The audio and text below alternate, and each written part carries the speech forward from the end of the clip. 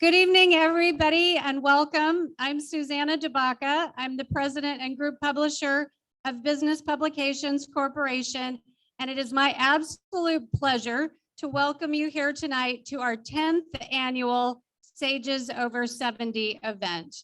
We are so pleased to be back in person this year after being virtual last year.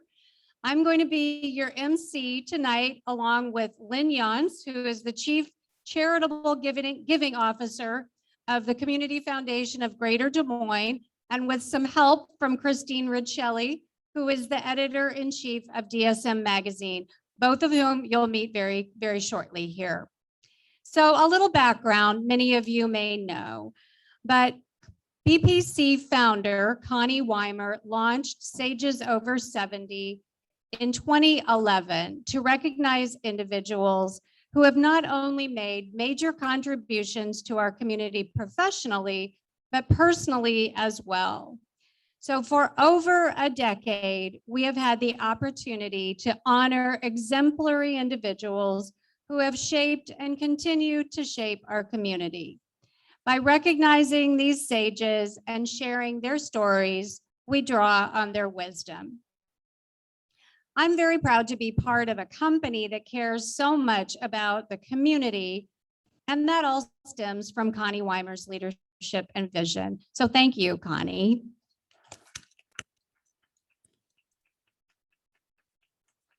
Special thanks also goes to the DSM team, our stellar editor-in-chief, Christine Riccielli, who you'll meet here in a minute, and the entire team for their hard work writing and capturing each one of our honorees' stories, for taking beautiful photos like you see on your table, creating inspiring videos, managing the technology and the logistics tonight, and working with our honorees and sponsors. And I also want to thank the other many BPC colleagues who worked on everything Sages. Let's give you all a round of applause, colleagues. Thank you. We have a wonderful program for you tonight, which is also being streamed live.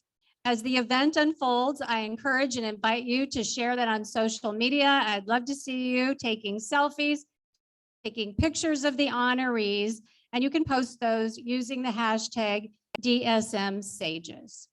You're going to hear about our honorees and from them over the course of the evening. And I know that you are going to be as inspired as I have been learning about them. They are part of this wonderful 10-year legacy of Sages, and of course, a legacy of Des Moines Sages that goes way beyond this event.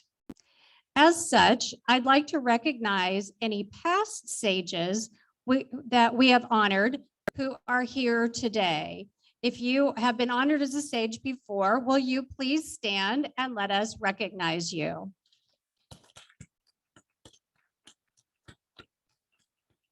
That's fantastic.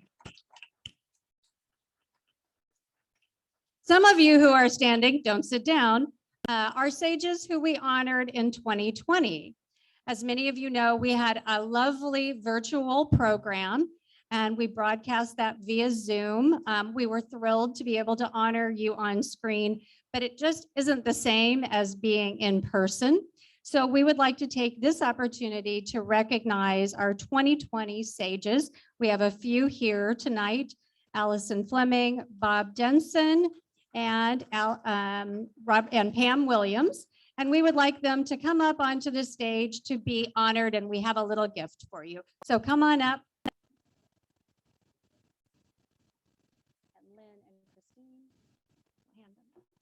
And you'll take a quick picture. And we'll just get a quick photo op here.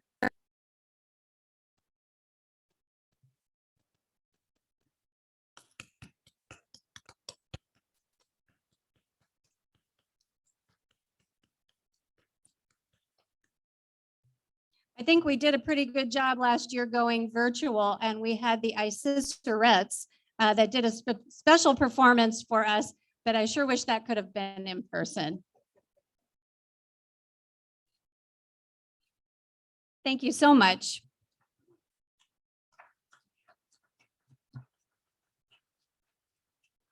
So now I'm very pleased to introduce Lynn Yance, who is the Chief Charitable Giving Officer from the Community Foundation of Greater Des Moines. I'm delighted to thank our presenting sponsor, the Community Foundation of Greater Des Moines, which improves the quality of life for all by promoting charitable giving, connecting donors with causes they care about, and providing leadership on important community issues. As they say, we've heard this numerous times, we're simply better together. And that is so evident by the exemplary work they've done to support our community. Lynn has been a leader in our community for many years. I've known her for quite a while through different charitable organizations, and I am pleased to welcome her to the podium. Lynn?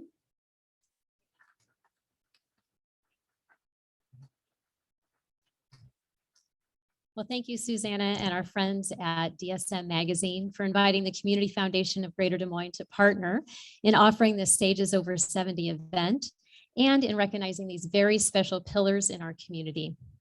It's been the Community Foundation's privilege to serve as the presenting sponsor for Stages Over 70 since its wonderful recognition began. The Sages consistently remind us that building community doesn't just happen. It takes committed leaders who step up to the tough challenges and big opportunities to propel us forward. Tonight's honorees continue to carry that torch in high esteem, and I'm pleased to represent the Community Foundation as we honor all they have accomplished and the ways they continue to inspire us. As we continue to celebrate our sages, I'm pleased to share that DSM Magazine has generously donated the proceeds of tonight's event to the Sages Over 70 Fund held at the Community Foundation. As you consider ways to recognize these we honor this evening and those we've honored in the past, we ask you to consider making a gift to the fund. Whether it's today or later this year, the Sages Over 70 Fund is a great way to honor our current and past sages' birthdays, anniversaries, and other milestone moments, and recognize the community at the same time. And we'll make sure the sage you recognize is aware you've made a gift in their honor. Your gift is a lasting legacy to the Greater Des Moines community, just like the achievements we're honoring tonight for these Sages Over 70. At the Community Foundation, we are constantly making connections, and core to our mission is connecting donors with causes they care about. I'm very excited to remind you about a tool available to help connect you to the nonprofit organizations in our community that need your support. GiveDSM is an online platform in which our area nonprofit organizations can upload information about their timely funding needs, their ongoing needs for financial support, and their capital projects. This is a wonderful one-stop shop for charitable giving. Just imagine as you sit down as the holidays approach and think about you or your family's giving, you can easily click through these opportunities, which can all be searched by your areas of interest, like homelessness or education or the environment. The tool is available to everyone in our community. So tell your friends, your family, and your neighbors about it. And as you head into your year-end giving, go visit givedsm.org. You can get connected and make a contribution to causes that you care about. I hope you'll check it out. Thank you for allowing me to share about it. And now I look forward to celebrating our Sages Over 70 with all of you.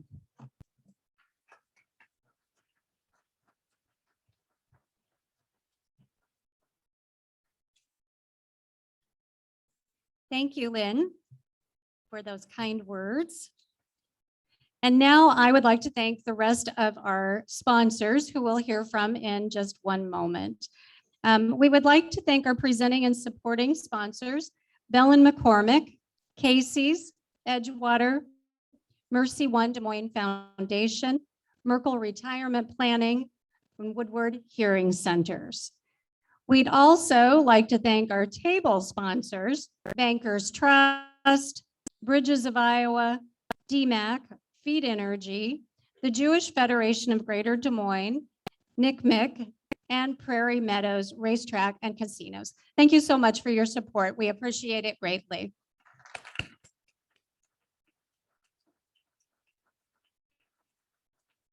And now we'll introduce our honorees with comments from our sponsors in between. And I'm very pleased to be able to introduce Christine Riccielli, our editor-in-chief of DSM Magazine, who will help us tee up this part of the program. Christine?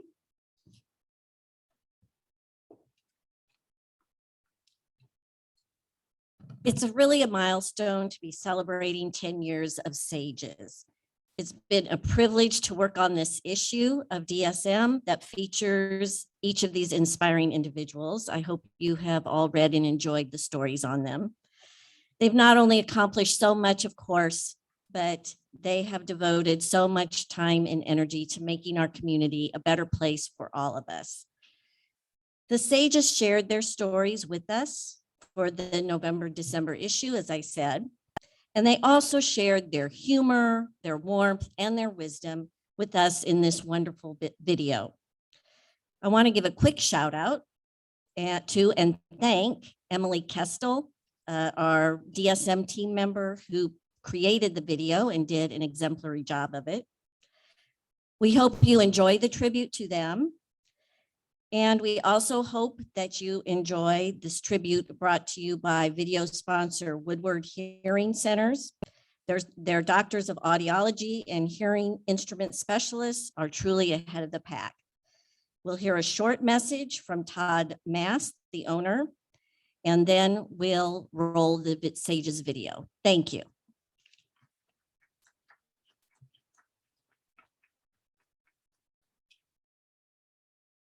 At Woodard Hearing Centers, we understand that if you're not hearing, you're not experiencing. Whether it's difficult to hear on the phone or you're missing a loved one's laughter, you're missing life's most treasured moments. The doctors at Woodard work with you to achieve the best hearing solution for your lifestyle and budget. Visit amplifyyourlife.com and schedule an appointment. We'll show you what it's like to experience again.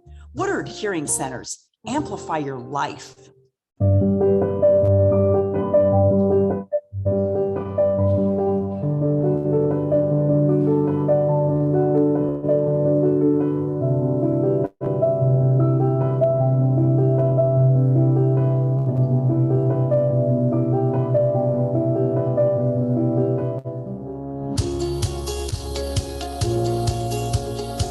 So I remember one day, I'm not proud of this moment, but anyway, this is what happens when you're young.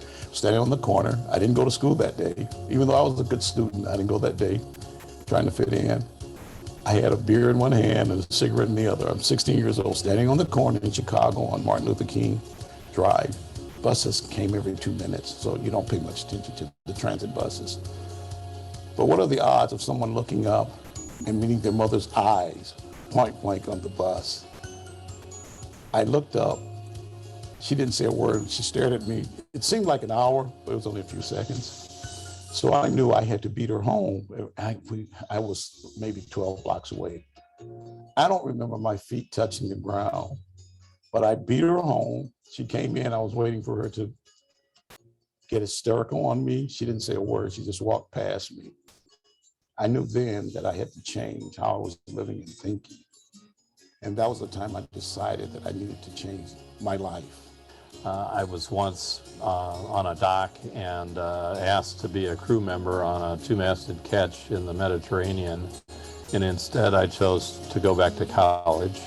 So that was one of those paths not taken. Same thing for Woodstock. I was going to go to Woodstock and decided to go back to school. That probably would have taken me in a different direction than I came today, although some of my friends would say, oh no, it wouldn't have made any difference. In 2012, my primary care physician told me that I needed to learn to say no because I was overextended, I was chronically sleep deprived, so he gave me a prescription. And he said, you have to keep this in your billfold. So I keep it in my billfold every year when I have my annual physical. I have to get it out and show it to him. This prescription, which he gave me, contains one word. So every year, my primary care physician, Dr. Cunningham, wants me to show him this prescription. And then he says, did you use it in the last year? And my answer is always no. I just don't have that ability to say no to the community.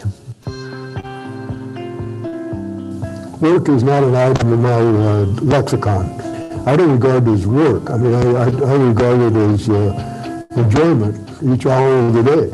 I look at things as what can I do to improve someone's life, or what can I improve an item in public policy. It's not work, it's pleasure. A really good evening out is going to a movie with my wife, sharing some popcorn, and to this day, I still like to hold hands. With the pandemic, we haven't been able to do that. So she has finally convinced me to watch some TV shows, because I didn't grow up on television, so I seldom ever watch television. And now she's got me hooked on West Wing. And some people know, but some people don't, that I used to ride the motorcycle with my third husband, with Lou. And I rode with Larry, actually, because Larry had a motorcycle for a brief period of time, and I rode with him. So I like riding a motorcycle. Can't drive one. He loves sprint cars. That's his big thrill. Her passion is playing bridge and dancing. And she has a good partner. We know every step together. That's what we like. It used to be a jitterbug and kind of a soft rock type dancing. But as we got older, it got to be ballroom dancing because we couldn't swing our partners anymore.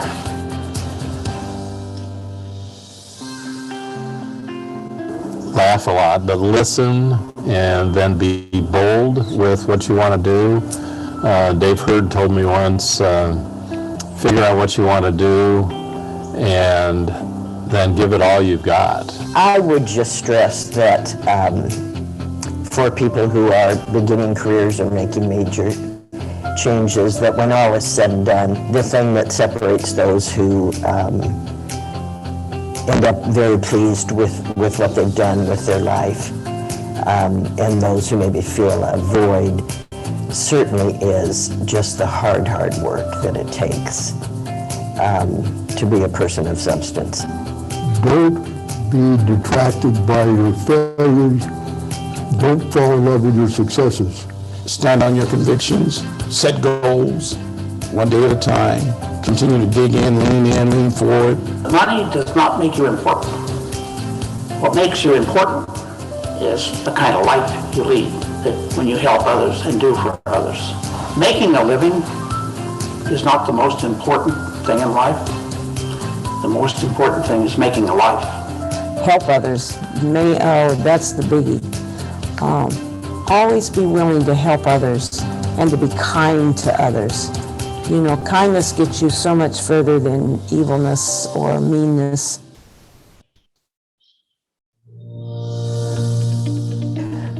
I'd like to be remembered as someone who paid attention and rolled up her sleeves and did some of the hard work to make happen some things that were really needed for people in our community.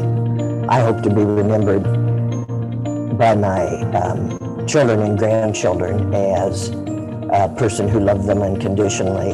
I think I'd like to be remembered that I worked hard on my say-do ratio,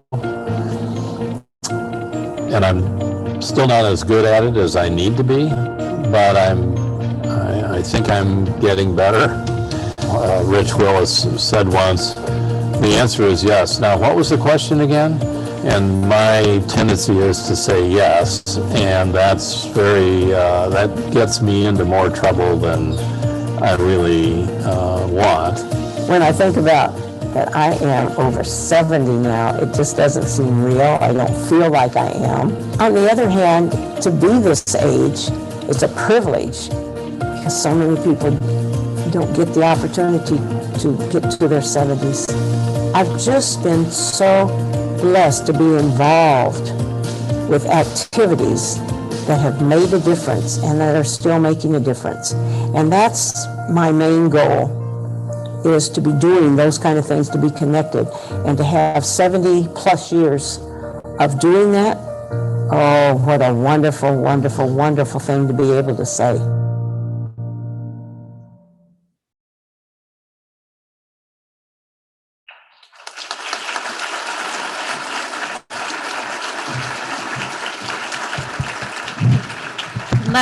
Love that video tribute, and Bob Reilly, I just don't know how you could skip Woodstock, but that's probably for a conversation at the bar with somebody. So it is now my pleasure to introduce our supporting sponsor, Bellin McCormick Law Firm. From its inception in 1935, Bellin McCormick Law Firm has been one of the leading law firms in Iowa. And they have sponsored SAGES since the beginning, and we are very grateful for their support. Please join me in welcoming Nola Cartmill from supporting sponsor Bellin McCormick.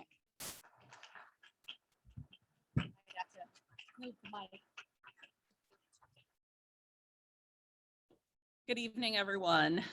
Bellin is proud to have sponsored this event, which recognizes the pillars of our community who have made lifelong commitments to improving Des Moines since its inception, as Susanna mentioned. Our firm has a strong commitment to creating a vibrant community. We accomplish these goals through our financial contributions to community development and projects, but also through the individual efforts of our attorneys and staff who graciously volunteer their time and make their own financial contributions to ensure our community remains thriving and continues to grow. Over the years, we've had great community leaders in our firm that instilled this sense of community responsibility in all of us. This community responsibility drives us to not only provide great legal services, but also to hire and retain attorneys and staff who are committed to leaving our community better than they found it.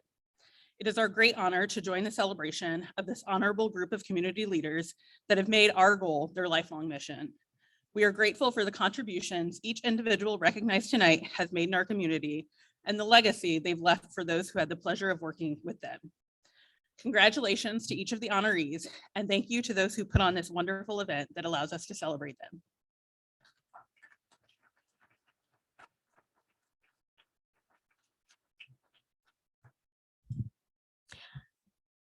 Our first honoree is Linda Carter Lewis.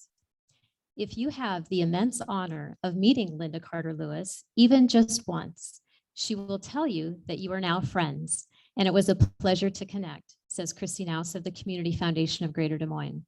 But you can be assured the pleasure to know Linda is all yours.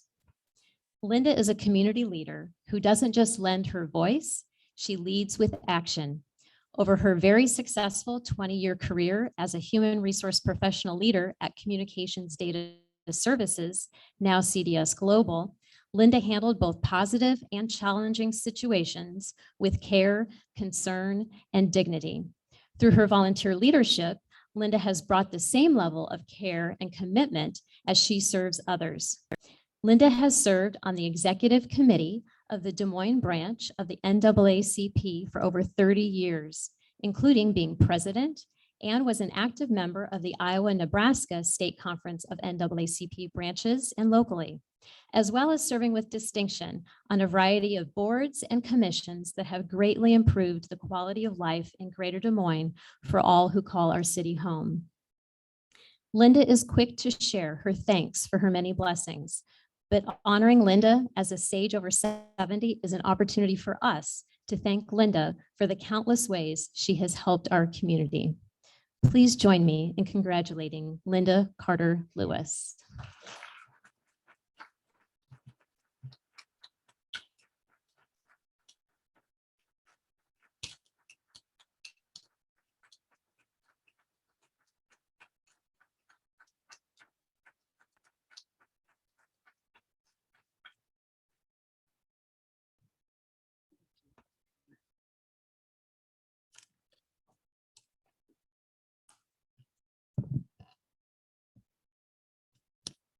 Good evening, everyone. It is indeed a tremendous honor to be here and to stand here this evening as one of the 8 Sages over 70 for 2021. It is really very humbling when I look at the group that I'm being inducted with. My sincerest congratulations to each one of you sages of 2021 for all you have done and all you are still doing. My thanks to DSM for continuing to recognize the sages over 70 each year with such a special, elegant way. As I look back over my 70+ years and tried to answer the question, what do you want to be remembered for? I struggled because there's no one big thing. It's a lifetime of dozens of organizations, groups, commissions, committees, and community work. Lots of not being able to say no. First, I have to give the glory and honor to God, because as I reviewed my life and started thinking about all of these things, I have to recognize that I started with strong, wonderful parents who raised me in the church to give me the foundation on which I currently stand and continue to stand, the faith and trust in God that has carried me through the many difficult situations, unfair treatment, and the guidance and ability to rise above it and to keep on going, keep on with that passion of helping people. My non-traditional career path was filled with blessings of meeting the right person at the right time, people who had faith in me, faith to hire me, to give me a chance through opportunities that I had no experience for. But God prepared me and blessed me to succeed, and I continued growing. Working at the telephone company briefly and 2 trucking companies, I finally got an opportunity and I was interviewed for an employment manager job. Never been a manager, but the personnel director saw something that he thought he would take a chance. And that began my human resources career. And after 4 years working there, I was able to get onto CDS and then stayed there for 20 years. Through all the years, I am thankful for all of the people who encouraged me, trained me, appointed me, and allowed me to be involved in so many worthwhile, meaningful programs, organizations, events, to really make a difference and to help many people. I was even able to volunteer and be a part of organizations on company time because they believed I was a good representative for the company. My purpose, my passion, and is my driving force. All that I've done always is about people. Helping, encouraging, mentoring, training, talking to them, consoling them, and counseling them. It's about people. Whether it was in my job description or whether it was just meeting people on the street or working in the organizations and groups that I was participating in. It's always been about the people and how I can help, make a change, make things better, give them a hand up. My passion is to show and share love, kindness, caring, and understanding. I retired from CDS Global in 2007 with the intent to travel and play golf. My friends tell me I failed retirement because I did not make or take time to play golf. And my traveling was really confined to mostly traveling for conferences or conventions. I am still actively involved in a dozen or more volunteer organizations, committees, commissions, groups, and most importantly, my church activities. I share all this to inspire and encourage others to follow their passion, keep going despite difficulties, and do all that you can to help others with love, care, and kindness. As I close, I would like to thank my nominator, Christy Naus, and those who wrote supporting letters for me. And I thank my many friends who are here with me to support me and congratulate me tonight, my sister, my niece, and my other friends at my 2 tables, and then many other people that I see in the room tonight. I know so many people. And yes, I do like to meet people, and I do consider them a friend once I meet them. I remember their face. I may not remember their name, but I remember the face most of the time. But at any rate, I am so thankful to have been blessed to get to know people like that, to be able to easily meet people and just drink from their energy and absorb what they are doing and learn. No matter how old you get, you can still learn. So I'm thankful that I've had this opportunity. I'm thankful for the honor, and I don't really intend to slow down yet. So, so I'm thankful that they've recognized me. I'm thankful to also a few friends. My Building Bridges diversity group has a table here tonight, and I wanted to shout out to them. Thank you for being here.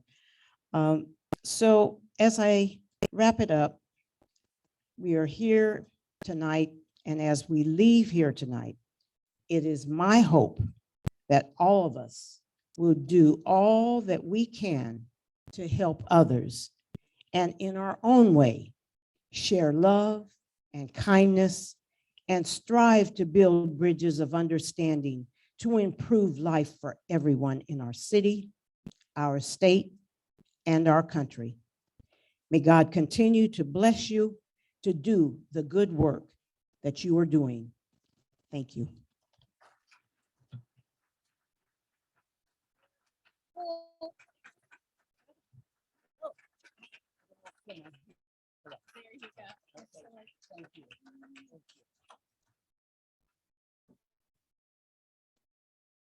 The next supporting sponsor that I would like to thank is Casey's.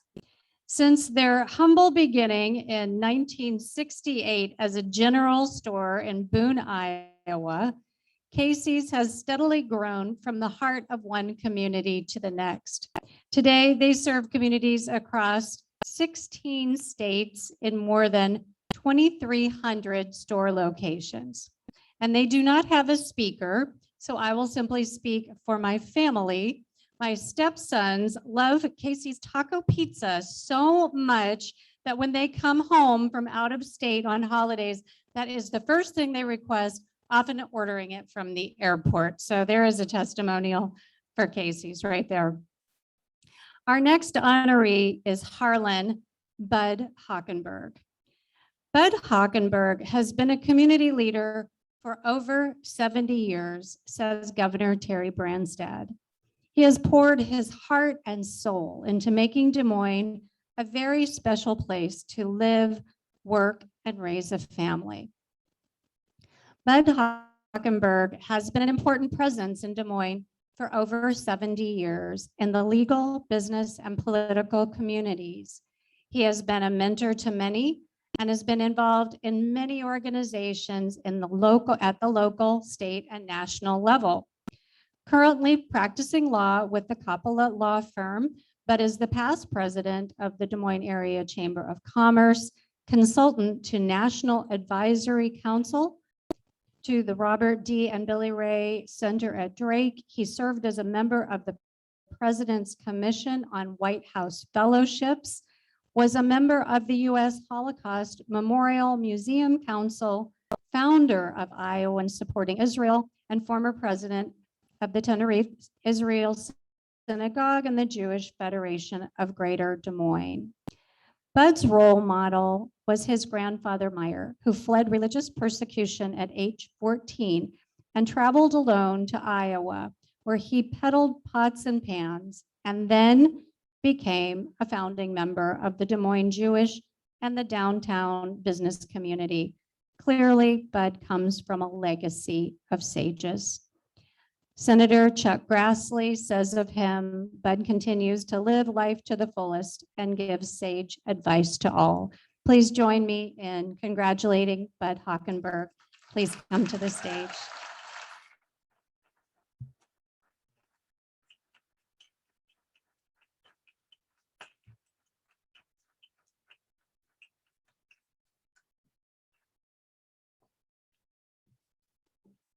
Thank you very much for that introduction.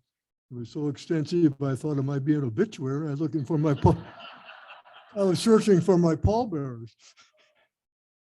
I'm very honored, and I want to also congratulate the 2020 sages, the 2021 sages, and particularly want to express my appreciation to my nominators and supporters that provided me with this opportunity. I'm here tonight with my family and some special friends, and I want to express my appreciation to my family. My co-honoree is really my wife, Dorothy Hockenberg, and I have my children, Marnie, Thomas, and Edward. Edward's here with his wife, Lisa, and her parents, John and Barbara Miggs from Kansas City. And I'm especially privileged to have former ambassador, former Governor Terry Branstad here with me, Attorney General Tom Miller, and possibly a late arrival. Really, I feel that I want to congratulate two special, fearless freedom entrepreneurs who are my hero and my heroine. The first, my hero, was mentioned in the introduction, my grandfather, Meyer Hockenberg, who in 1881 escaped Russian Jewish persecution, came to Des Moines, was outfitted with a horse and wagon, and sold housewares to Iowa farm families, and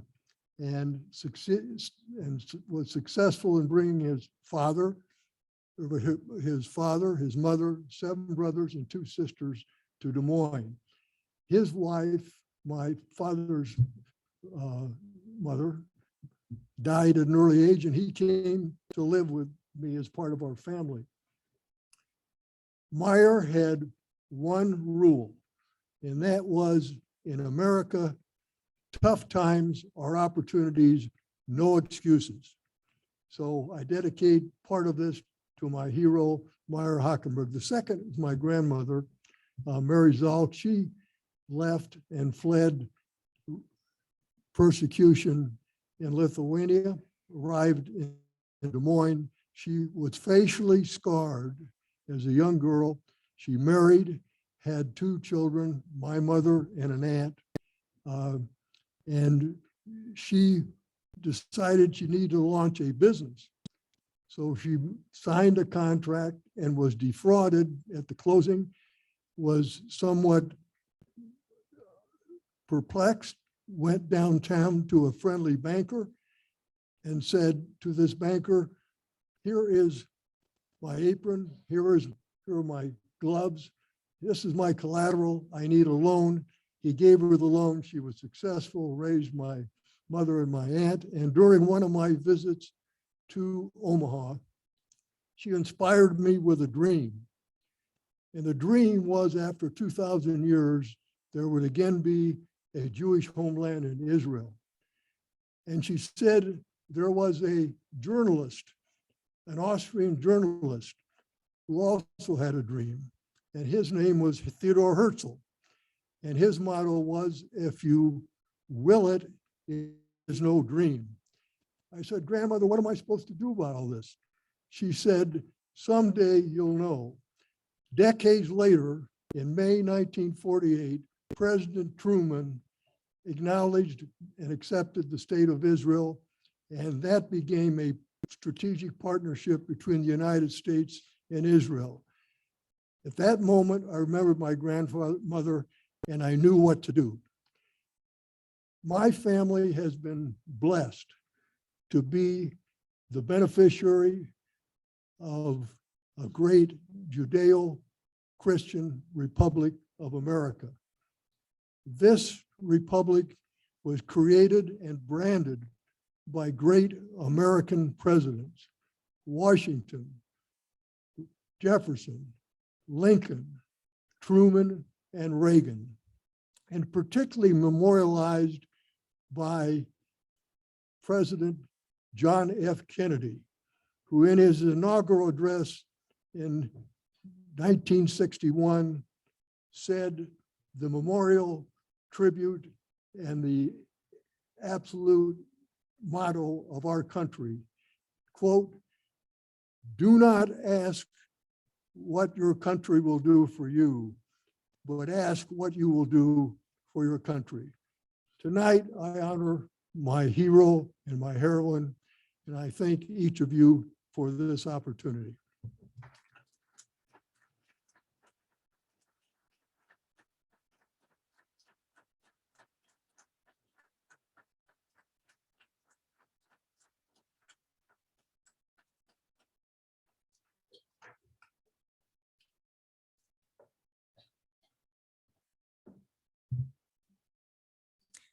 Our next honoree is Trudy Holman Hurd. Trudy Holman Hurd has devoted her life to helping others. Trudy's daughters describe her as a trendsetter in the early days of the feminist movement, raising 3 children while having an exceptional career. That career was a business consultant and trainer for Hamilton's Funeral Home in Des Moines, which focused on helping people with grief and loss. That sense of caring and compassion carries over into everything Trudy does. Trudy has a long, long history of giving in our community and has touched the lives of many through her philanthropic efforts, ranging from the Des Moines Area Religious Council and its food pantry to the newly rededicated Robert D. Ray Asian Gardens, as well as many other organizations such as Eat Greater Des Moines, Urban Dreams, Creative Visions, the Matthew Shepard Scholarship Fund, and the Des Moines Arts Festival, just to name a few. She is well respected for all that she has done to carry on the legacy of her late husband, G. David Hurd, and for her personal efforts. Says Dan Houston of Principal, Trudy has devoted her life to helping others, from arts and culture to social service agencies. Her love for the community and helping others is so ingrained in her, it's just second nature. Join me in congratulating Trudy Holman Hurd.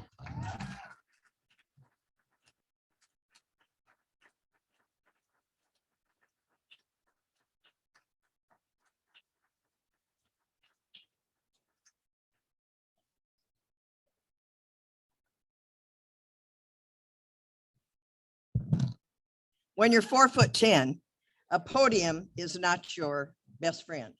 So maybe you can't see me, but hopefully you can hear me. The voice is pretty strong. Many of you out there, like me, know the good fortune of having been born in Des Moines, in other words, a Des Moines native. Like my wonderfully supportive, generous late husband, Brian, father of my children, like my delightful, fun, contributing children, Steve, Deb, and Lisa, and like my treasured grandchildren, Brandon and Zoe. And many of you know the fortune you have of having adopted Des Moines as your home at some point in your life.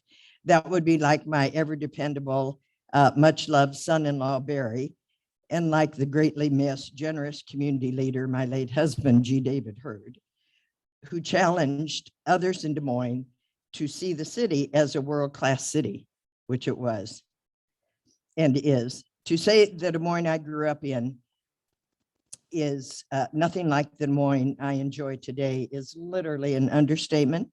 A main difference between my day as a child in Des Moines and today is the abundance of nonpartisan nonprofits that fuel much of the activism and bring out our spirit of generosity. Let's look at some of those and how they provide some of the good fortune that all of us have in living in Des Moines today.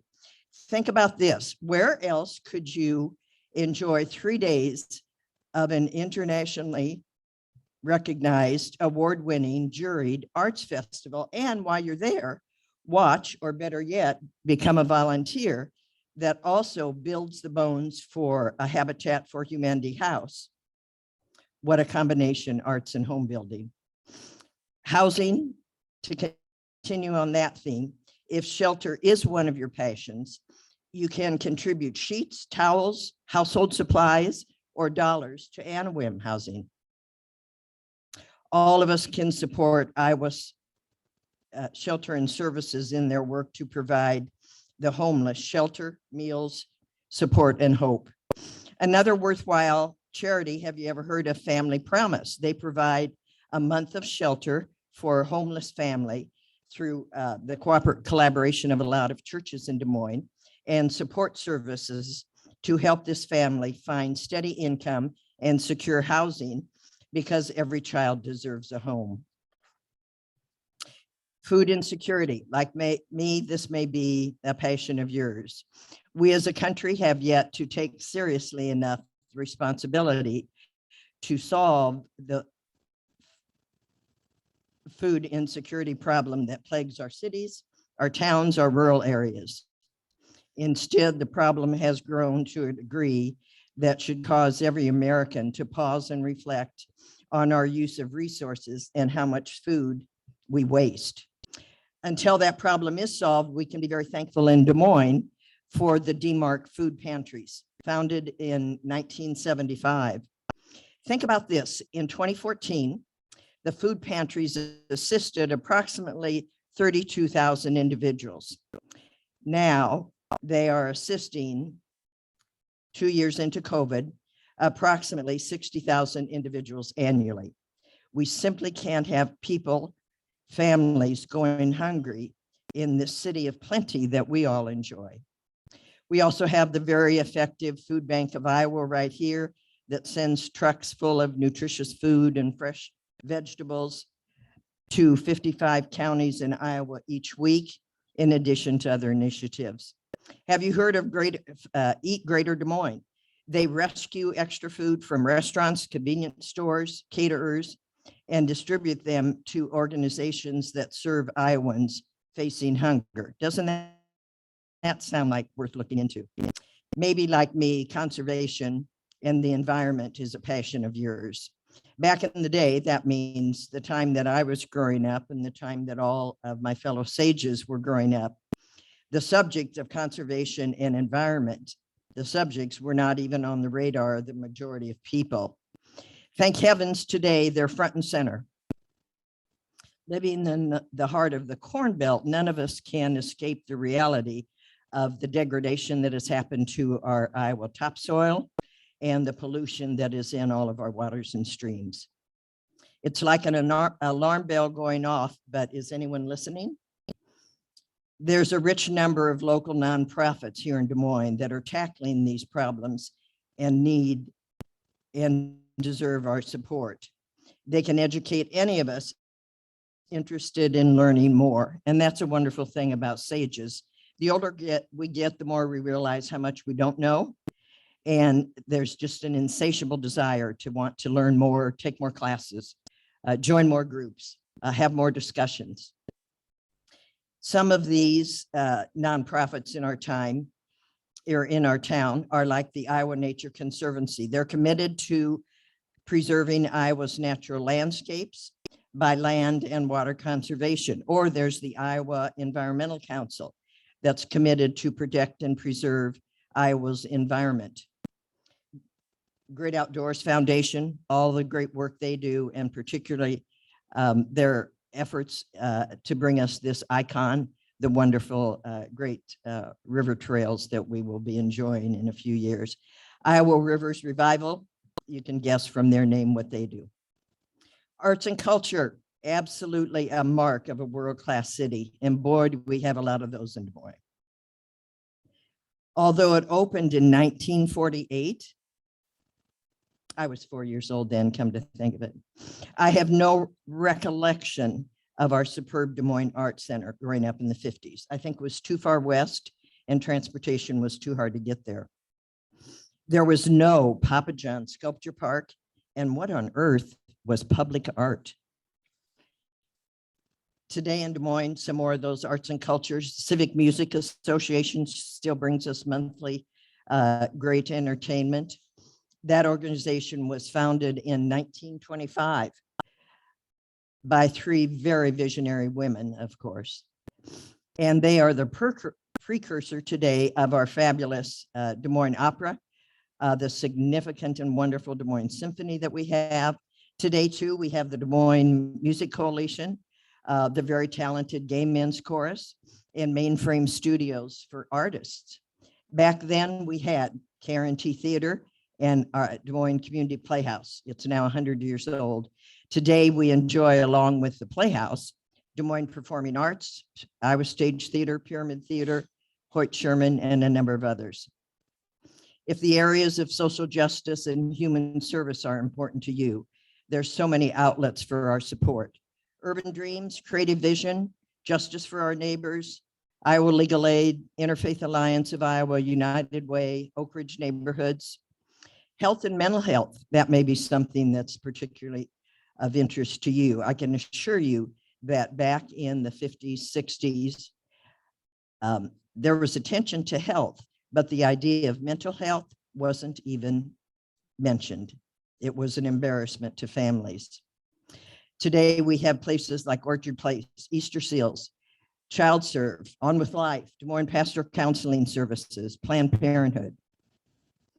If supporting of previously marginalized communities, then join me in supporting some of these nonprofits like Pride Week, One Iowa, Iowa Safe Schools, First Friday Breakfast Club, and their annual scholarships to LGBT seniors around Iowa.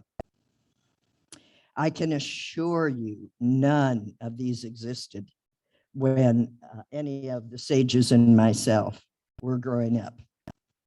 Community betterment, there just seems to be no end to these opportunities and gifts to our city.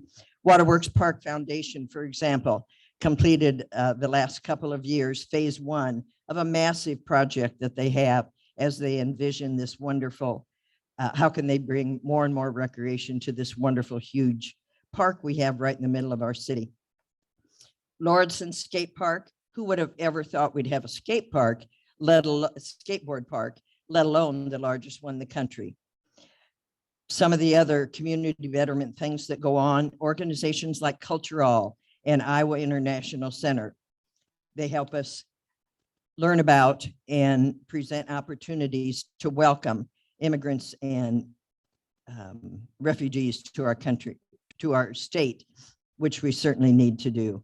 Easter Lake North Shore Project, that's a new initiative that's underway that will provide a totally adaptive recreational experience for all ages and abilities in the cleanest lake in Iowa.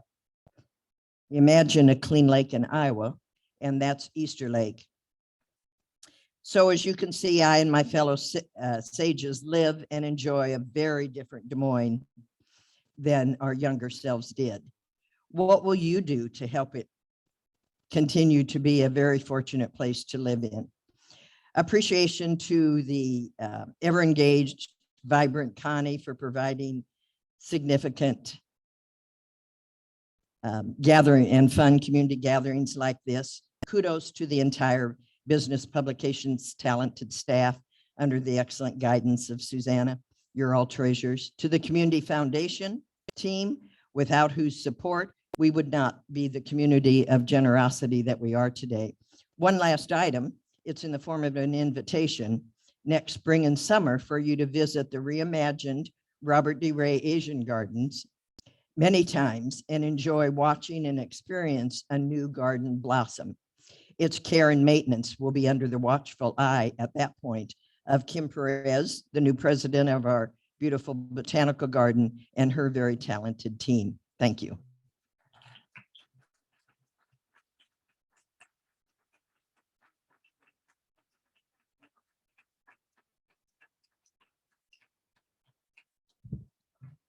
With cheerleaders and powerhouses like Trudy, how can Des Moines and Iowa not be successful? I would like to welcome our next supporting sponsor, Edgewater, which is a Wesley Life community. Edgewater offers a wide variety of exclusive living options, from independent living to assisted living style memory support, and long-term care and family style stay. And they are responsible for these beautiful bundt cakes on your table as well. I would like to welcome Glenn Lewis, who is the Executive Director at Edgewater. Glenn?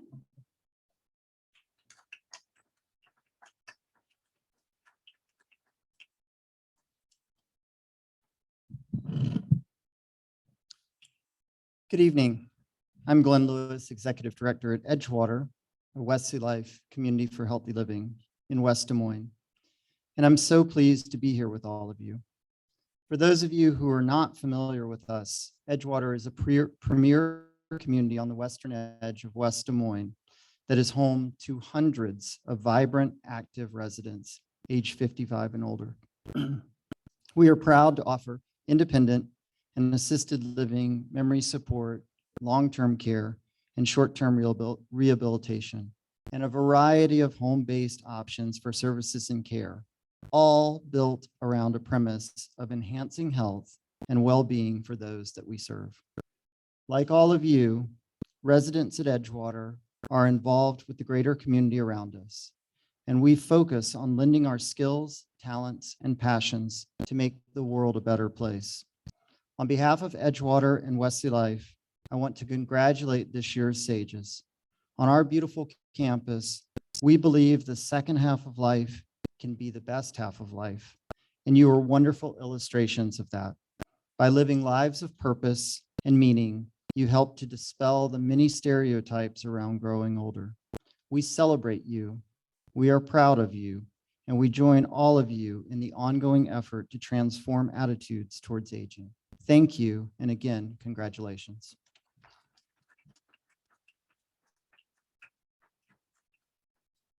Our next sponsor, Mercy One Des Moines Foundation, is an extension of the healing ministry of Mercy One, inspired by the Sisters of Mercy. Through this heritage, they connect donors to critical needs. The foundation's purpose is to secure vital funding that ensures equal access, clinical excellence, and high-quality care for all. We thank Mercy One Des Moines Foundation for their support, and we'll hear now from President Shannon Cofield. There you are. There you are. Okay, come on up. Didn't know where you went. Well, good evening, everyone. It is my pleasure to be here. And as Susanna said, I'm Shannon Cofield, and I lead Mercy One Des Moines Foundation. Our foundation purpose is to connect donors with critical needs to Mercy One Central Iowa. And we are part of Mercy One, which is a connected system of healthcare facilities and services dedicated to helping you live your best life. We are so pleased to support the Sages over 70 because we believe it is on the shoulders of these giants in our community, and it is why we thrive today. I have had the incredible honor of working alongside many of these Sages in the community for the past 18 years to help improve our community, and I'm so delighted to be a part of their recognition tonight. We salute them for their bold philanthropic endeavors, which have impacted countless of organizations, including Mercy One. In reflecting on tonight's honorees and listening to their words of wisdom in their acceptance video, Linda, we appreciate your call to help others and be kind. We deeply appreciate your service on the Mercy College of Health Sciences Board. Dwight, your call to set goals one day at a time and lean in is an important reminder to all of us. Bud, we appreciate your wisdom on staying focused, not to be distracted by our failures or to be in love with our successes. Don and Charlene, thank you for reminding us that making a life, not making a living, is what is most important. Bob, we love your advice to laugh a lot, but to listen and be bold. Trudy, your words that when all is said and done, it takes hard and intentional work to be a person of substance. In particular, I would like to acknowledge Suku Radia, who thankfully did not take his doctor's advice to say no when asked to chair the Mercy One Des Moines Medical Center Board. And also he most recently co-chaired the campaign for the Richard Deming Cancer Center, whom Dr. Deming is here tonight.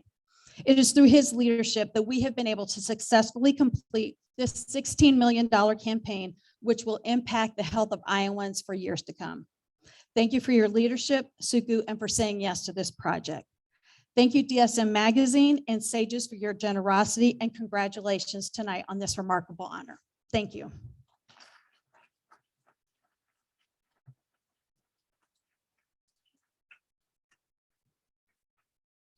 Our next honoree is Dwight Jackson. In the words of community leader Mary Chapman, Dwight Jackson is truly a man for all seasons who is living his life making a difference. Dwight first arrived in Des Moines in 1974 as a manager with Standard Oil, and since then has devoted himself to supporting underserved, underrepresented, and at-risk individuals and families in the Des Moines community. From mentoring migrant farm workers and their children at Proteus, to helping people find jobs as a manager with Amico, to mentoring and teaching youth attending DMAC's urban campus as a substitute teacher and counselor at Next Step Counseling, and then at the Evelyn K. Davis Center for Working Families, Dwight has been there for our community.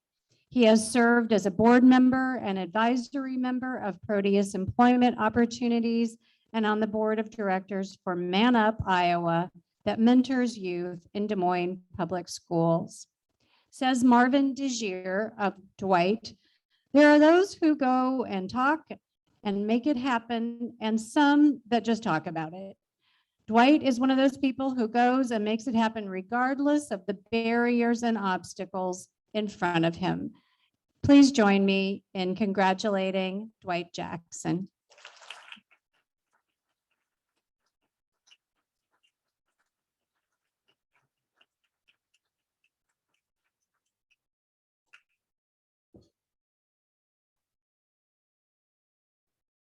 Hello, everyone. How are you? Hello, everyone. How are you? I thought I was throwing my voice. Good evening. I'm extremely humbled and proud to be honored as the SAGES Over 70 recipient. I am grateful for the recognition I've received for my work in the community because I'm very sure that every other nominee for this award was as capable, if not more, of winning this reward. Winning this award would not be possible without the inspiration I've received from my wife, Gloria. She's at the table there. And I honestly, I can tell you, this is how meaningful she is to me. My daughter and son-in-law are here and I didn't know they were coming. I thought they were Nancy and Ken Herndon. She tricked me and they're here from South Bend, Indiana. I'd like to thank Marvin DeGier, he nominated me, Dr. Mary Chapman, who's really been my inspiration for over 30 years. She encouraged me to start teaching, substitute teaching at DMAC Urban Campus in 1991. And I said, Mary, I can't do this. I can't do it. I barely got out of there. She said, no, you can do this.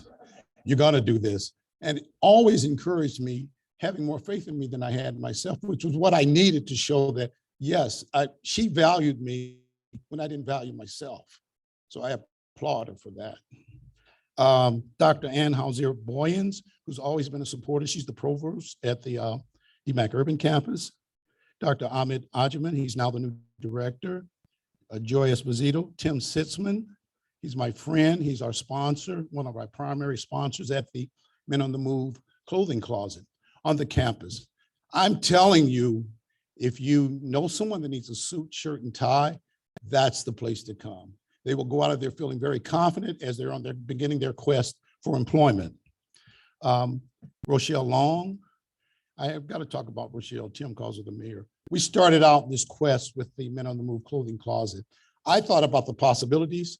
She thought about the impossibilities that we could achieve. We started out, I said, hey, Rochelle, what are we going to do? I got a few suits. We can put it in the closet. She said, no, it's going to be bigger than that. And it was. My family and friends, I have my sisters, Kim and Sherry from Chicago, Sherry's from Philadelphia, my brother Kerry, my sister-in-law Annie, and a host of my friends, Mac, Sandy, Sheila, Vic. I'm going to name them because everywhere I moved, they showed up and supported me. Charles, Margaret, and my brother-in-law Leon. So I have a big network that always supports me. So it's easy to be kind and to give and to do the right thing. All of whom I have the deepest respect and from whom I want to thank for helping me reach a point in my life where I can probably hold up this award as a mark of my achievements. For me, this award symbolizes an ability to inspire. President Denson left, and I stole this from him shamelessly to GSD. I'll give you the PG-13 version. To get stuff done. You can figure out the rest. Be of service to the underrepresented and make a difference. I like to add that I have more years behind me than ahead of me, as noted by the title of this event. Guess what? Sage is over 70. I promise to continue my efforts to have a positive influence in the lives of those we serve. Because I've worn many hats in the public and private sector, I've been able to see things from the front lines to the 30,000 feet view in a variety of ways. The one area that remains top of mind for me is how can we be more racially equitable and inclusive in the workplace. In my lifetime, I've had the good fortune and ability to relocate back to Des Moines 3 times. Unfortunately, I continue to see an issue around the advancement in careers for Black people in Polk County, particularly Black individuals from or raised in the Des Moines area. Over the past year and a half, we've seen how much community means in the workplace. We've seen how important it is that community must be one that is racially equitable and inclusive. I asked my peers in the room, my fellow sages, to join me in this 4th quarter of our life in leaving a legacy in Iowa that can not only match the early foundations in our country's history in racial equity, but surpass it. Let's help diversity, equity, and inclusion mean more than we're here at the table, but we're valued at the table. Let's change the narrative now for the future generations that follow us. I look around this room. All of you know how to make a buck. The bigger challenge is to make a difference. Thank you.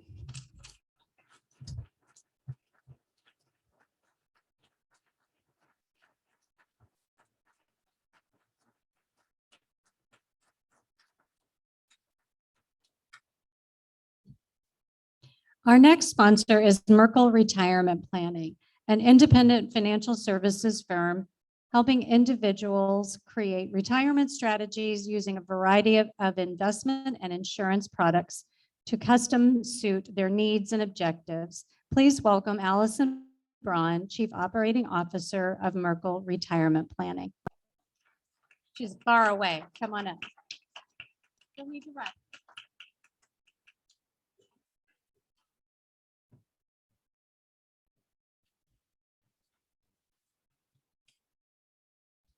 Good evening, everyone. The Merkel Retirement Planning team and I are honored to sponsor this event and join you all in celebrating some of the most accomplished and inspiring people in our community. Whew, I ran up here and now I'm out of breath. At Merkel Retirement Planning, we are guided every day by our purpose of helping those near or in retirement achieve their retirement dreams through financial planning services and well-being initiatives. We spend a great deal of time with folks as they are just about to embark on a new phase of their life. We are there with them through the joy and the sorrow, helping them through whatever may come their way. From taxes to healthcare to caregiving support groups, investments, social events, and everything in between, we help retirees and pre-retirees plan for it all. Over the past week, our team lost a young and brilliant team member to breast cancer. While we try to make sense of this loss, we are reminded that life is not about how long you live, but about what you do with the time you are given. Time is precious and never guaranteed. Now, I don't know about you, but I am energized and moved by the stories we've heard tonight and will continue to hear from these incredible honorees. What a gift to learn how each honoree chose to use their one life to make a difference. Thank you for sharing your wisdom with all of us. From all of us at Merkel Retirement Planning, congratulations to tonight's honorees. May we all be called to make each day count. Thank you.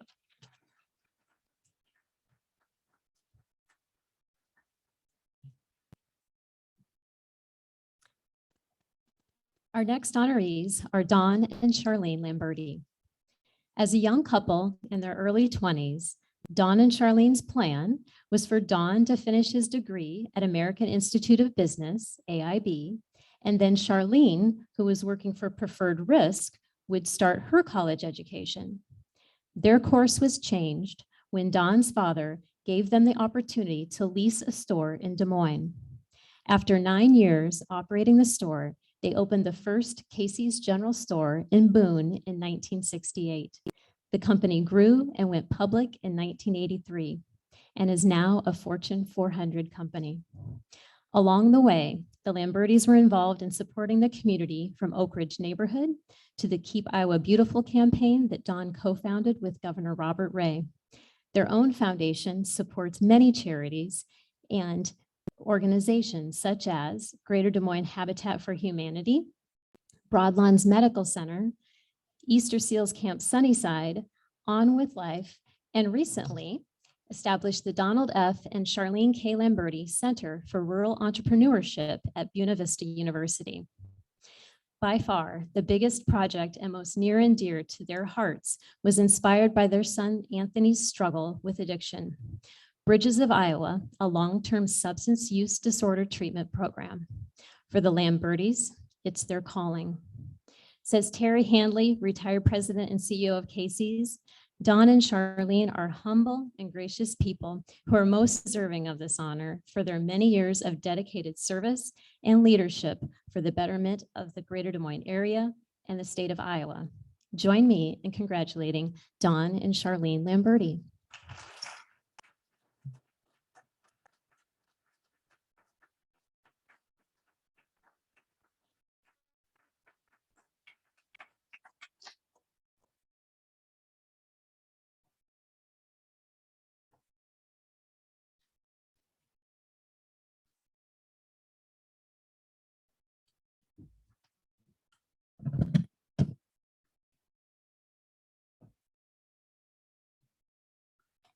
First of all, Charlie and I would like to thank you for selecting us to be among this August group. I especially thank you for including Charlene. The definition of sage is prudent or wise.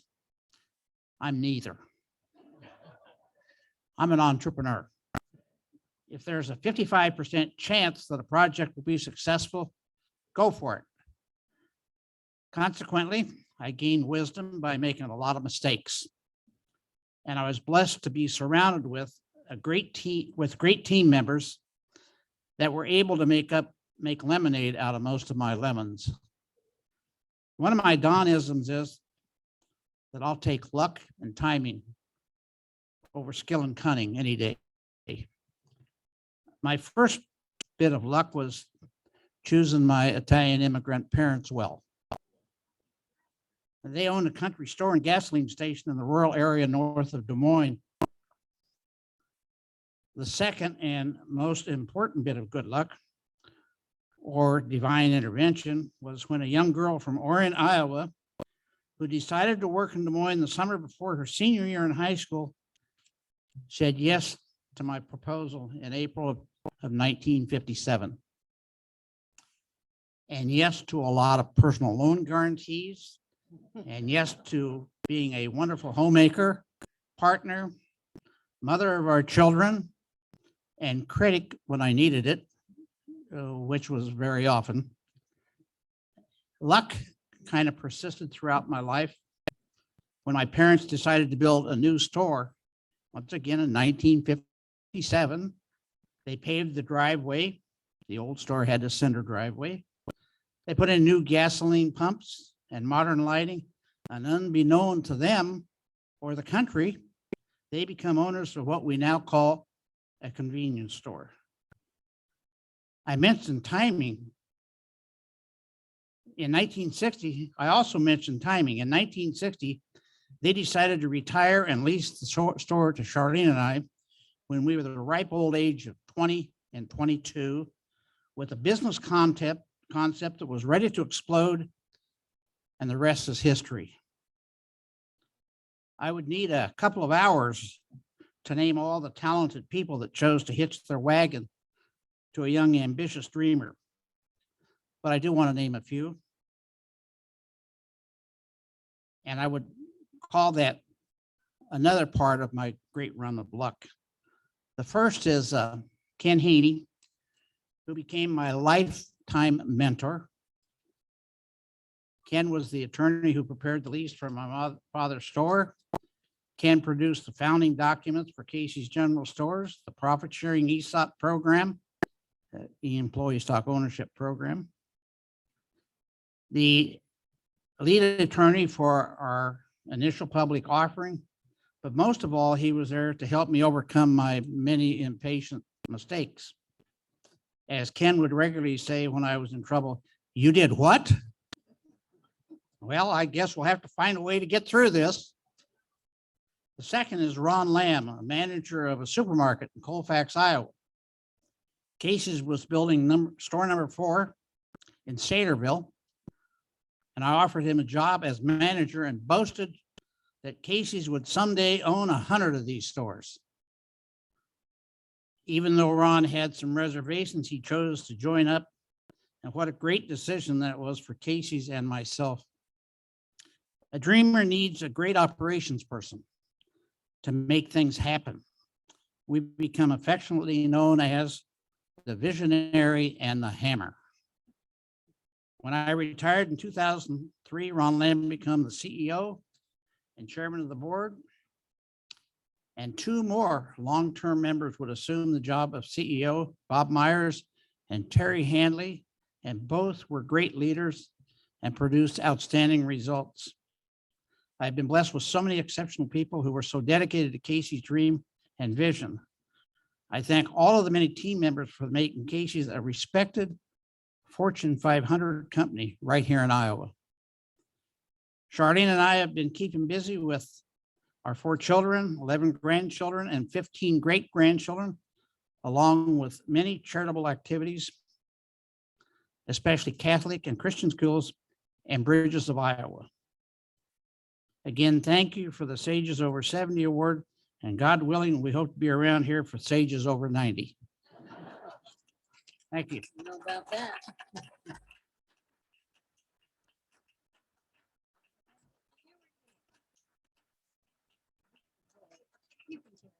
Thank you very much.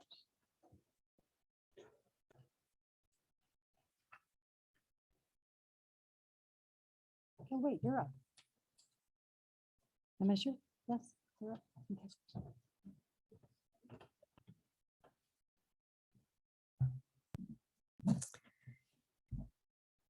In her nomination for Suku Radia, Shannon Cofield of Mercy One Des Moines Foundation said, Suku Radia has a 45-year habit of giving, of his intelligence, energy, kindness, wealth, and his commitment to community, to better his city, region, and state, and his influence stretches well beyond these boundaries.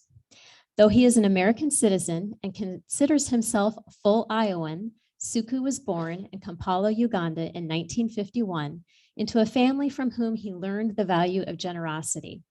As managing partner of KPMG Des Moines, then chief financial officer of Meredith Corporation, and most recently before retirement as president and chief executive officer at Bankers Trust, Suku has been part of virtually every major initiative to improve the greater Des Moines area and the lives of those who live here. He has served on the boards of around 37 nonprofit organizations and raised more than $50 million for various causes in the greater Des Moines area, and has connected and mentored countless leaders. With Suku, mentoring leads to another friend, another fan of Iowa, and another ally for life. For all that he has done, Suku's awards and recognitions are too many to mention. From Iowa State University, DMU, United Way, and of course, the business record when he was inducted into the Iowa Business Hall of Fame in 2010. We are now pleased to add to that list by honoring him for who he is at his core, a sage. Please join me in congratulating Suku Radia.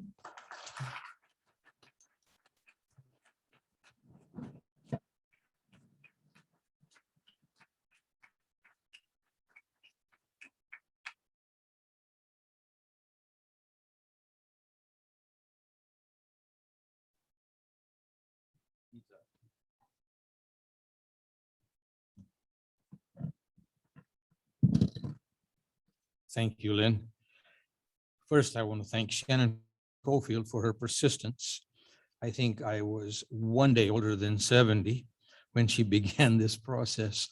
And little did I know that she was going to write up this wonderful nomination, mostly a work of fiction, but that's what got me here. So thank you, Shannon. In my long ago past, I thought I should always begin a speech with a joke. But then I learned that though it's great to make an audience chuckle, the funny story should really be connected to the theme of the talk. So what's really humorous about my being a sage? On other occasions, I've shared that when I first began using a computer to draft my speeches and entered my name, Suku Radia, in the text, autocorrect would respond, "Did you mean suck radio?" Now that descriptor could be the handle for a CB, wise guy, but hardly the descriptor for a wise man. As I look at the sages who have been named this year, I congratulate all of you. And when I reviewed the names of all the sages in the past 10 years, I realized that I was clearly the least deserving, but the most appreciative. The late great musician from Great Britain, David Bowie, put it really well. He said, aging is an extraordinary process whereby you become the person you always should have been. I hope someday I become that person. So indulge me for a couple of minutes as I share my personal story. I was born and raised, as you heard, in Uganda, East Africa. I was hoping to attend college in the United States at the University of California, Berkeley. I was accepted, but my parents were not too excited about the prospect. And so therefore they decided to come and visit Oakland, California and look at the campus. And upon returning, they shattered my dreams of ever coming to this country. My mother told me that she would ban me from the house if I ever mentioned coming to the United States for college. Apparently, she and my father had made several disturbing observations during their visit. The boys wore their hair down to here. They protested the Vietnam War, so they didn't go to class. They smoked marijuana. And finally, my mother thought that the girls were really aggressive. I almost said, boy, that sounds really great, but I didn't. I knew better. Then I remembered that my father had been very involved with Rotary International. And when he traveled for Rotary, I handled all of his correspondence, and Rotary was headquartered in Evanston, Illinois. So I did a little research and found out that indeed there was a place there called Northwestern University. Now, my father had spoken favorably about Evanston. So I applied to Northwestern. I was accepted, except I was so late because of my false start with Berkeley that I would have had to wait another year for the fall semester. And that's not what I had in mind. Fortunately, an American friend who worked for the US Agency for International Development convinced my parents to send me to a good conservative school not terribly far from Evanston, where the weather was awful and there was no trouble to be found. Presumably, the people were the salt of the earth. This gentleman had a degree in agronomy from Iowa State University, and that is how I was allowed to apply to Iowa State, and that's how I ended up in Ames, Iowa. So I came here just over 50 years ago at the ripe old age of 19, and I expected to return home upon graduation to take over the various family businesses. Little did I know that Idi Amin, the general who seized power in a coup d'etat, was going to evict the entire Indian community. My family had been there 4 generations. So my family lost everything. They ended up in the UK because the British had originally brought the Indians to build a railroad. So my family escaped unharmed, but left without a suitcase. I had to accelerate my college education as I was a man without a country or a nickel to my name. I completed my business degree at Iowa State in 8 quarters and luckily graduated top of my class. In that summer, in the intervening years, which was the summer of 1973, I found a job with a small startup in Waukee. A friend of mine in the dorm suggested that I spend the summer with his family in West Des Moines because it was only 7 minutes to Waukee, and he was going to be in Cedar Rapids doing an engineering internship at Rockwell Collins. So his room in the basement was going to be available. I declined. I was shy. I had only started learning English at the age of 11, and I was a bit daunted by the thought of spending a summer with my friend's parents and their 16-year-old daughter. 3 days later at 6 a.m., the phone rang.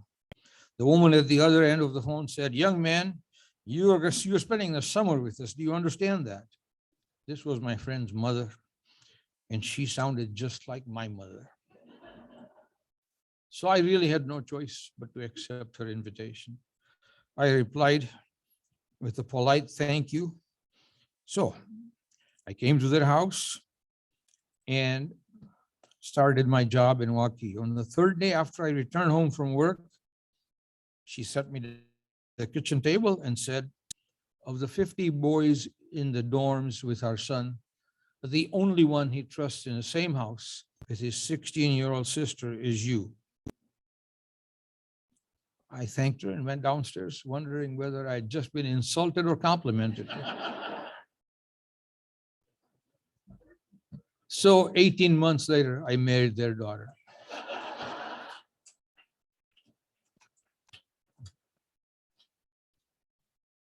I know there are a couple of you in the audience who think I should have been arrested. Let me tell you, she was over 18. So for 47 years of married bliss, the love of my life and I have been privileged to give back to this community that's been so kind to us and has given us so much. Now, there were times when I'm sure Mary would probably have stated that I was overcommitted in my community involvement, and she has always been very, very supportive. So Mary, would you please stand up?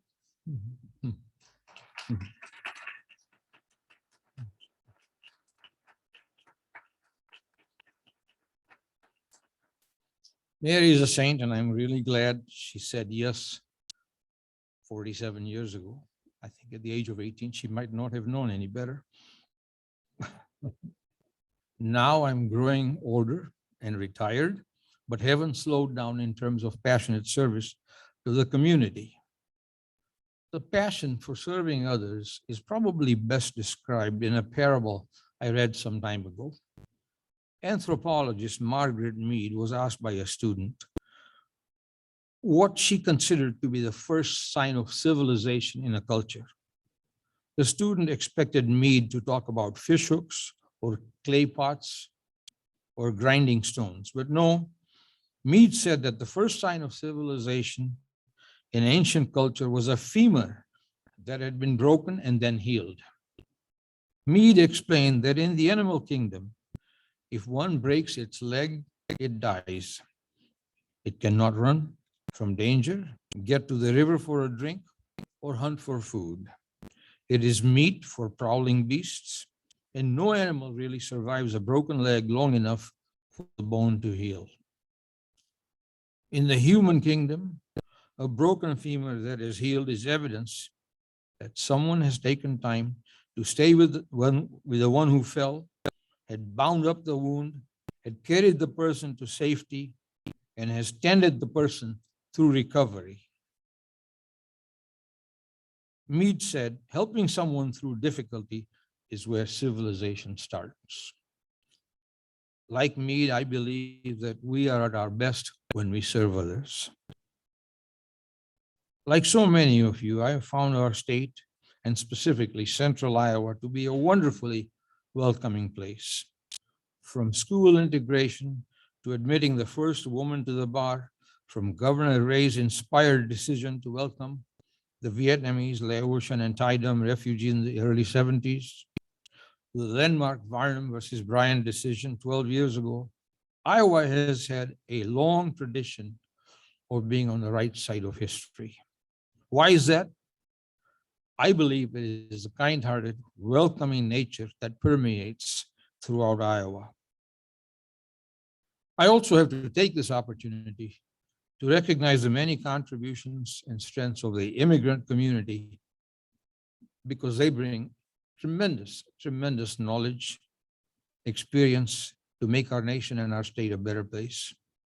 Organizations like the United Way of Central Iowa and the Greater Des Moines Partnership, amongst many, are ensuring that immigrants are treated with dignity and respect.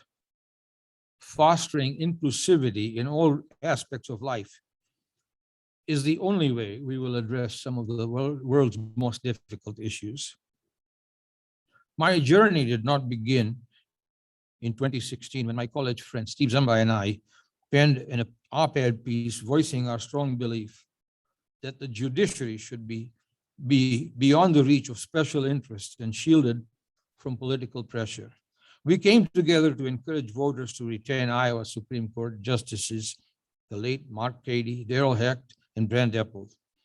Nor did my journey begin in 2011 when I spoke before the Iowa General Assembly in passionate defense of tolerance and acceptance. And it did not begin in 2009 when I spoke out in support of marriage equality in Iowa. Indeed, my journey at this podium began 50 years ago when tyranny and political injustice made me a man without a country. And when you personally experience such devastation, you cannot help but raise a strong voice in support of justice for all. This award I'm receiving is called Sages Over 70. In reality, I'm sweet 16 with 54 years of experience. So friends, Suku Radio stands before you, truly humbled by this recognition. I thank you.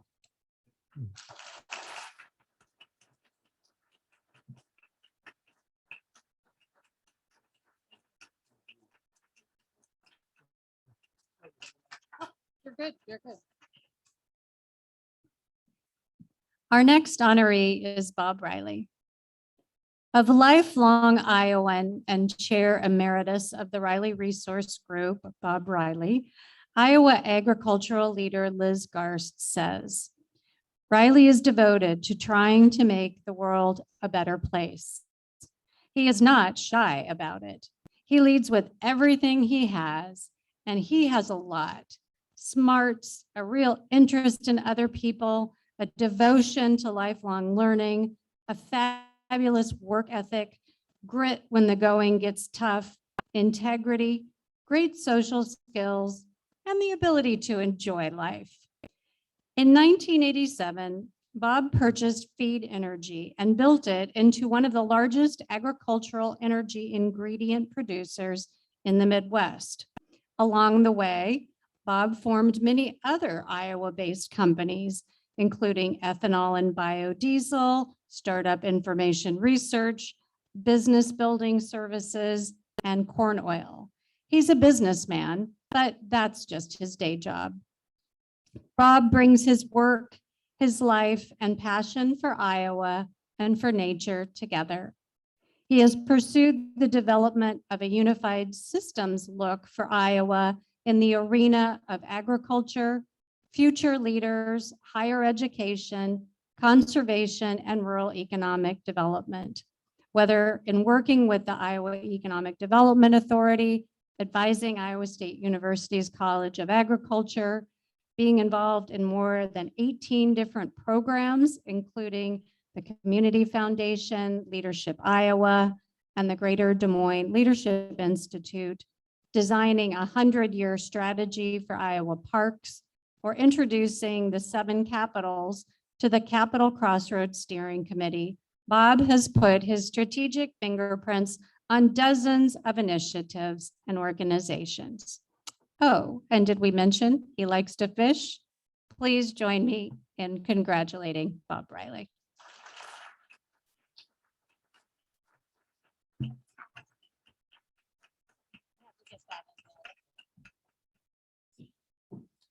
Can you see me?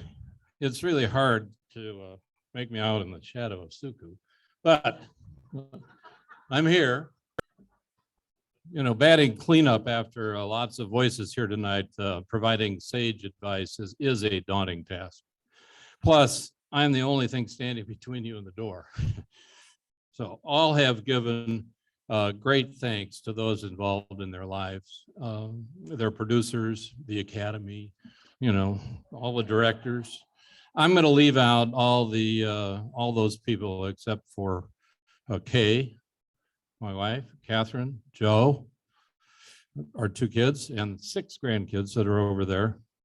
And then our nominators, because all these people have provided me with the energy and humility that has lasted all these years. Let me zoom out to 525,600 feet and restate or summarize what has been said. A little glance at the past, the present, but most importantly, the future. You ask why 525,600? Because that's the number of minutes there are in a year. And they're each studded with 60 diamond seconds, all opportunities for kindness. So that's the first thing you got to think about is kindness and grace. And that's how this group gets put together. Another number that I thought was interesting was when you take it from 2011 until now, there's been 5,775 years of sages that have presented to these groups like this. That's an awful lot of good stuff. And I've just really been impressed by that. And those sages that are here tonight, knockouts. So let's look a little bit about the past, where we have been. The 600 years of sages for tonight make up this cohort of characters. And to paraphrase Dr. Seuss, oh, the places we've been and the things we have seen. What makes us sages is that we have lived both and lives. And that's something that I've been a fan of for a long time. Not binary, not either or, but both and. So the triumphs and the tragedies have been experienced by all of us. Loves won and lost, nature's warm embrace, and sometimes her cold shoulder. The ultimate joy of families, tempered by the twists and turns along the way, the blessings of friendship, and the twinges of disappointment. All these past experiences have not been binary, either or experiences. They have been our lifetimes of both and, the hope for mankind and the frustration of despair. So we've managed them the best we could, these sages tonight, and tried to make everything a win-win situation for everyone involved. Kurt Vonnegut said, true terror is to wake up one morning and discover that your high school class is running the country. And that's presently where we are. We have created a system that socializes risks and privatizes profits. The quest for money and power has promoted a system of winner takes all, an abomination of all right-thinking people. Our system is near collapse, but our skills as problem solvers and our innate sense of fairness can help us reverse the downward spiral of economic, social, and environmental degradation. So now let's look at the future and where we want to be. This is the call to arms. So be ready, fasten your seatbelts. What are the strategies that most sages think about? Well, why should the next generation make the same mistakes I did? We said we were going to fix the world, bring peace, fix climate change, bring fairness and empathy to all. Good job, Bob. If we're so smart, why do we keep making the same mistakes? Those who don't know history are doomed to repeat it. Isn't anyone paying attention? Is this a human condition that we are just doomed to do this over and over again? I don't think so. Because, thank you, science, for vaccines, for innovation, for helping us to understand climate, and all the great things that have been invented during our lifetime. And now we have to overcome tribalism and superstition so that we can utilize these sciences. So, to close, you can fix this. You are in the zone. Listen and be bold, and Do unto others downstream as you would have those upstream do unto you. And Mike Laval would be disappointed if I didn't use the horseman phrase, be ashamed to die until you have won some victory for humanity. If not us, who? If not now, when? Thank you.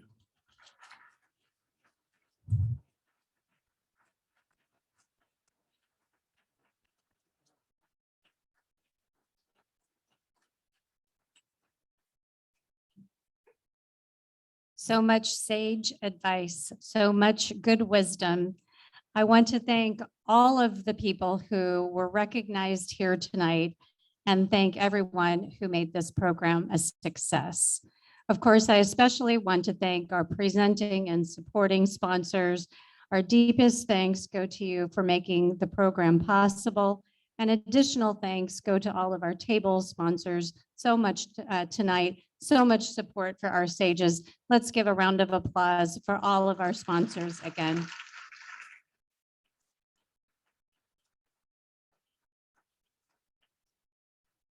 And of course, I want to give another shout out to the DSM team and the business publications team for all of your hard work on this event. We are happy to be back in person, but it's a bit of an adjustment going from virtual back to in person. So thank you to our team for all you do. You guys are terrific.